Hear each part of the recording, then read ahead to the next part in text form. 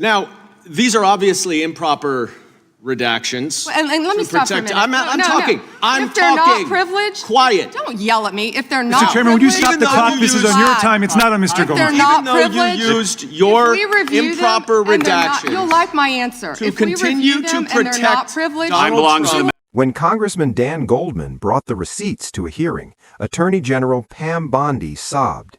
He went into the room with actual Epstein files that Bondi is keeping hidden from the public, held them up, and confronted her about why she is protecting Trump while exposing survivors.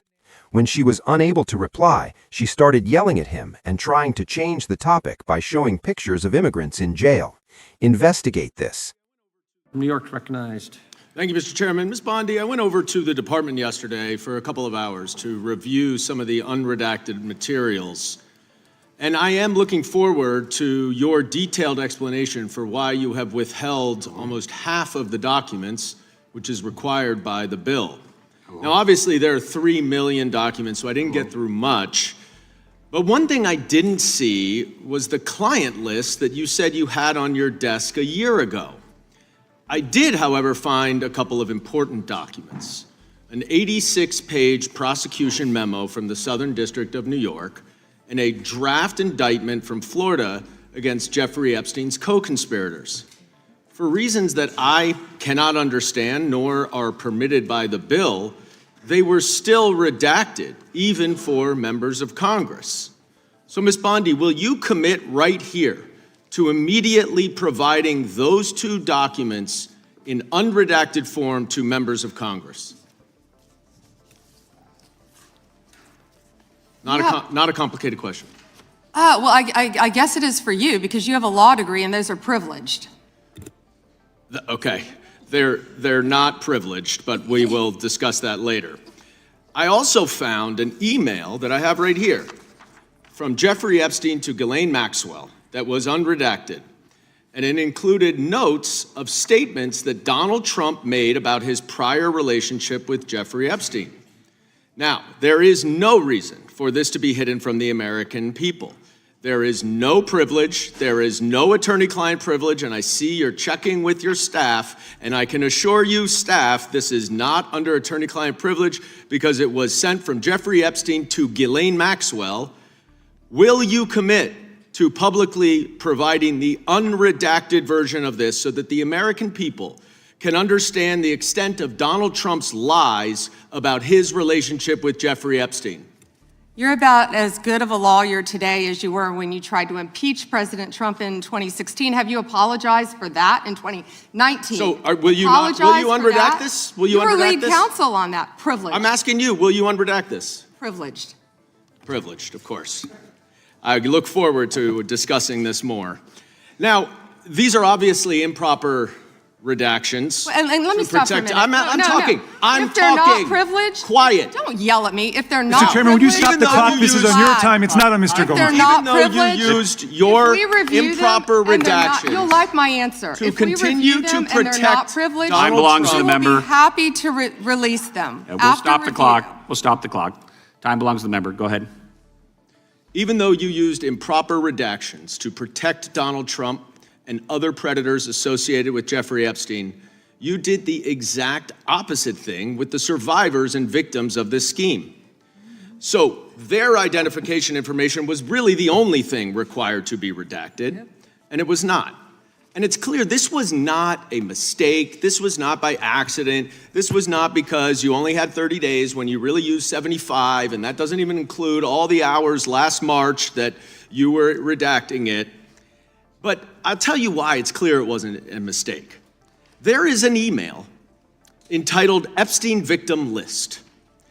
There are 32 names. One is redacted, 31 are not. So someone looked at it and decided to redact something. And I will tell you that that is clearly intentional to intimidate these survivors and victims. Now, in an interview last week, How will you tell me that's intentional? in an interview last week, Deputy Attorney General Todd You Blanche can't go off script. said that any victim that wants to speak with the department has done so, hopefully. Well, thanks to the incredibly brave people sitting here behind you, we can actually ask them if that's true. Now, would the survivors and victims who are here please stand up one more time? Just by show of hands, how many of you or your loved ones actually have met with the Department of Justice and provided testimony and evidence? None. And of those of you who have not met, which is everyone, how many of you have reached out either individually or through a lawyer or representative to offer to provide testimony and evidence? All of them.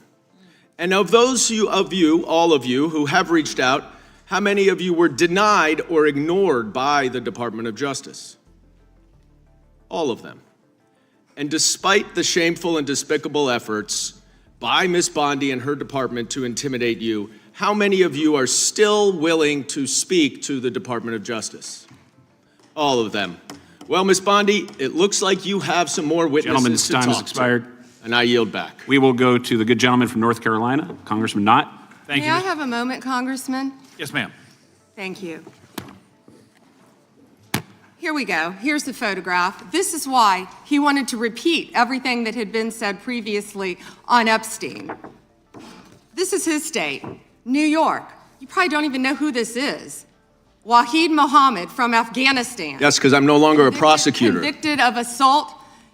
Wow, he represents New York. Wow, yet he doesn't care about the illegal aliens convicted of crimes. Assault and homicide. No longer a prosecutor, so he doesn't care about his constituents. Here we go. Arson, El Salvador, Miguel Palacios. Fermin Flores Ramales, Mexico, rape. Let's talk about the 70% of immigrants who are detained without a criminal conviction or arrest. Stop the clock. Stop the clock. Time belongs to Congressman Knott. Not. All right, let me clarify if after viewing that you're thinking, what the hell just happened? Because what you just saw was the exposure of a sitting attorney general who defended the president and retaliated against Epstein survivors. When she was reprimanded for it, she also lost it. He found an email that Jeffrey Epstein sent to Ghislaine Maxwell with comments made by Donald Trump about his past contact with Epstein. Regarding Trump's own account of their connection, Epstein emailed Maxwell. That email has also been redacted. It is unknown to the general public. Will you pledge to make the unredacted version of this publicly available so that the American people may comprehend the full scope of Donald Trump's deceit regarding his connection to Jeffrey Epstein? Bondi was directly questioned by Goldman. Bondi says no. She says it's privileged, client-attorney privilege. However, the email cannot be shielded by attorney-client privilege because it was not communicated between a lawyer and a client. Jeffrey Epstein gave it to Ghislaine Maxwell. A lawyer is not involved in such conversation. There is no privilege. According to Goldman, the toughest aspect is the survivors, because Bondi used the wrong redactions to protect Trump and other predators, while doing the exact opposite with the people Epstein actually hurt. Investigate this. The Justice Department has insisted that redactions were necessary to protect Epstein's victims, and that it has reviewed records in an open manner. Hank Johnson, a Democrat from Georgia, accused the agency of being negligent and incompetent, even though the publication contained the names of some victims. Bondi said that the error rate was very low, and that the agency will immediately make any necessary changes. She attributed the errors to the time-consuming process of going through millions of pages in a few short weeks. Bondi argues that in going through millions of files, they made a few mistakes. Okay, let's test it. Goldman found a document called the Epstein Victim List. There are 32 names on it. 1 was redacted. 31 weren't. Think about that. After reviewing a document headed Epstein Victim List, a Justice Department official chose to redact 1 of the 32 names, while leaving the other 31 names clearly exposed. It's not a mistake. It's not a coincidence. That's not because they were in a hurry and just had 30 days. It was decided to protect one person while exposing 31 others. The only thing these 31 people have in common is that they are all survivors of Jeffrey Epstein's abuse. It's what Goldman calls intentional intimidation. He then brings the survivors inside the chamber. He gets them to get up and ask them directly, how many of you or your loved ones have actually met with the Department of Justice and provided testimony and evidence? Investigate this. Citing Deputy Attorney General Todd Blanche's recent claim that all victims who wanted to talk with federal authorities had done so, Representative Dan Goldman urged everyone in attendance to stand up and raise their hands whether any of the Epstein victims had met with the Department of Justice and testified. Nobody did. Goldman then asked how many of them got in touch with the DOJ to testify. All of them. Every single one of them. They tried to cooperate. They wanted to help. Goldman then asked how many of them were dismissed or ignored by the Department of Justice. All of them. Deputy Attorney General Todd Blanche said on television, any victim that wants to speak with the department has done so. And that was a lie. A room full of survivors in front of Congress proved it was a lie. Everyone tried. They were all ignored. Furthermore, the DOJ disclosed 31 of them in the document release while keeping the identities of the powerful men who mistreated them a secret. Bondi can't answer. She doesn't argue with it. She doesn't contest it. She doesn't explain why they don't care about the surviving. Instead, she waits for Goldman's time to expire. Then, when she pulls out a stack of mug photos of immigrants, she exclaims that Goldman doesn't care about illegal aliens who have been proven guilty of crimes. It's not a defense, it's a distraction. She was found protecting Trump, hiding the identity of accomplices and taking revenge on survivors. And when she couldn't explain it, she changed the subject to immigration since she realized she had no answer. And since this has to do with something Bondi said a year ago, let's talk about the client list. Investigate this. In an interview on February 21, Fox News anchor John Roberts asked if DOJ will release a list of Jeffrey Epstein's clients. Will that really happen? Roberts asked. It's sitting on my desk right now to review, Bondi shot back. That's an order from President Trump. I'm reviewing that. A year ago, Bondi said she had the customer list on her desk. Trump, she said, told her to look into it. Additionally, the client list has disappeared since she became Attorney General. Goldman asked her directly about it. After reviewing the documents, he said he couldn't find the client list you said you had on your desk a year earlier. Bondi doesn't respond either. Either she was lying then or she is lying now. If the client list was on her desk a year ago, where is it now? Why was it left out of the document's creation? If it wasn't on her desk, why did she say it was? The only reasonable explanation is that she was using the Epstein issue for political gain before she was appointed AG. And now that she is AG, it is her duty to protect the people on that list. Upholding federal law is the responsibility of this U.S. Attorney General. She recently admitted in front of Congress that she is hiding information that would expose Trump's lies about Epstein, hiding the identities of accomplices and ignoring survivors who want to help, while simultaneously revealing their identities in public document releases. When she was caught, she also became enraged against immigrants. It's not the police. It's a deception. Goldman just took a video of it. Click like and subscribe to receive future breakdowns similar to this one. Tell me what you think.